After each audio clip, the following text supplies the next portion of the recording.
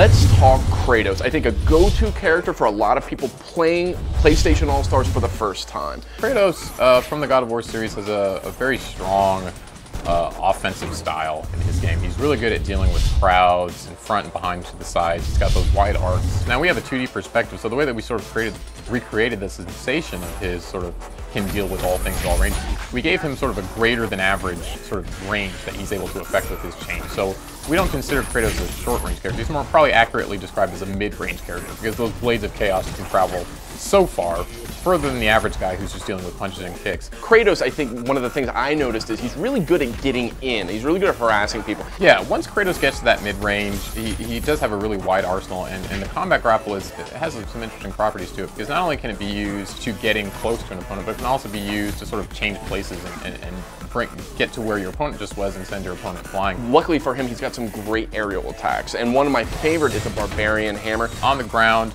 has a long wind up. It does pretty good damage when it does finally land. Another thing, he's got a counter. That's not something you see in that much in PlayStation All Stars. He's unique in that respect. He can do it in midair or on the ground. Golden Fleece is a little more predictive oriented in PlayStation All Stars. It's something that you use in anticipation of an oncoming attack when you're really sure that that attack is going to come. Pretty mobile character too. He's got these Icarus wings. Not only can you use that to push characters up in the air, juggle them, you can use it in midair. As we know, all the characters have a double jump. He's essentially got a triple jump.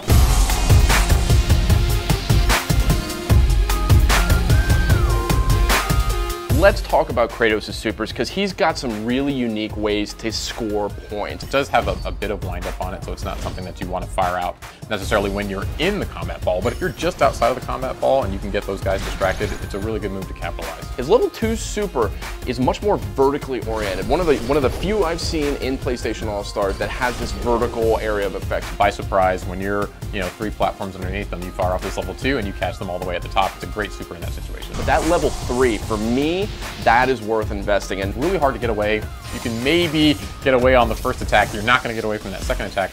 And the sort of limit on how many kills Kratos can get is really based on how good that Kratos is with leveraging that power. It's all about evening the odds and getting those points with supers. So with Kratos, when it comes down to Kratos, what kind of character, what kind of fighting game fan do you think is a good fit for Kratos? Players are going to gravitate towards Kratos, are going to be the ones who like a medium range game, who like a character who has a wide level of functionality, has really cool combos. If you like stringing together combos and looking like you're creating these beautiful sequences of attacks, I think Kratos is going to be the character for you.